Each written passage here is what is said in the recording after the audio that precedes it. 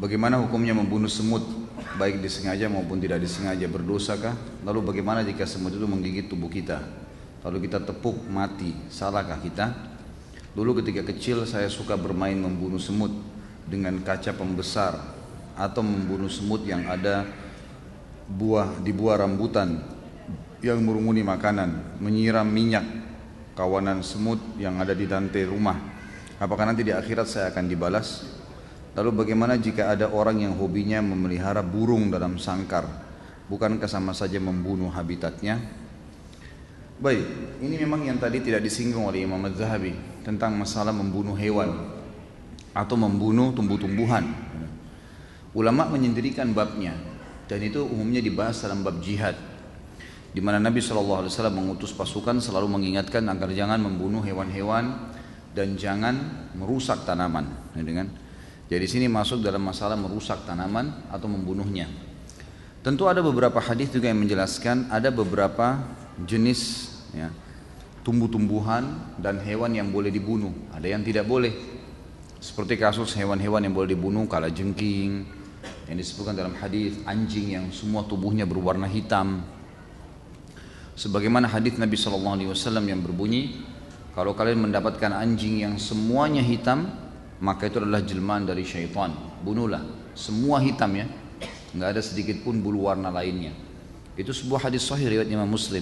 Contoh, kalajengking boleh dibunuh, hewan-hewan yang berbahaya, yang mengganggu manusia. Masuk dalamnya adalah nyamuk, ya, semut di sini kalau sampai mengganggu manusia ya, yang mengganggu saja. Tapi kalau tidak mengganggu nggak boleh. Kalau tidak mengganggu nggak boleh.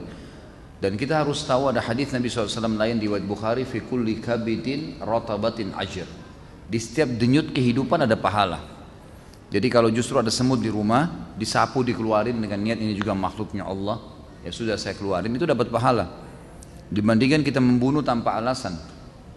Ada sebuah riwayat Bukhari juga menjelaskan seorang Nabi Allah, tapi dalam hadis ini tidak disebutkan siapa nama Nabi itu. Allah murka padanya gara-gara dia pernah tidur di bawah sebuah pohon, kemudian digigit oleh semut. Lalu kemudian dia marah, semut itu dibunuh, lalu kemudian dia perintahkan pengikutnya untuk membakar seluruh sarang semut di bawah.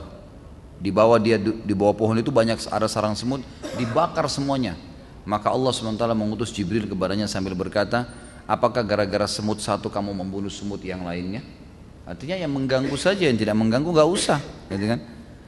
Jadi ini jenis hewan yang memang boleh dibunuh dan memang dia berbahaya. Ada jenis hewan yang boleh dibunuh tanpa berbahaya, seperti kita tahu hewan-hewan yang dimakan, ayam kan disembelih, kambing nanti Idul Adha ini, unta gitu kan, kuda, mungkin ada orang menyembelih kelinci, itu semua boleh, halal.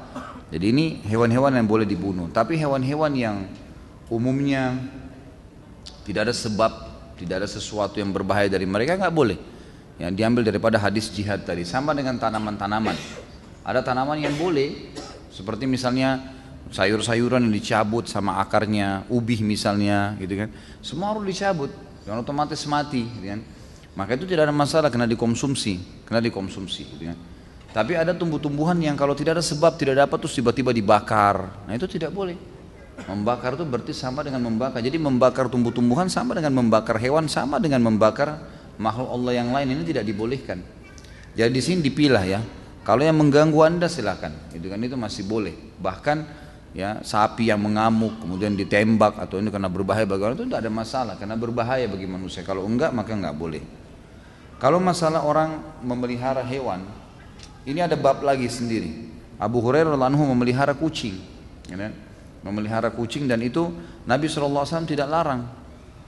Abu Hurairah nama lainnya Abdurrahman ibn Sakhr, tapi dikenal dengan Abu Hurairah. Hurairah artinya kucing, karena orangnya suka banyak pelihara kucing.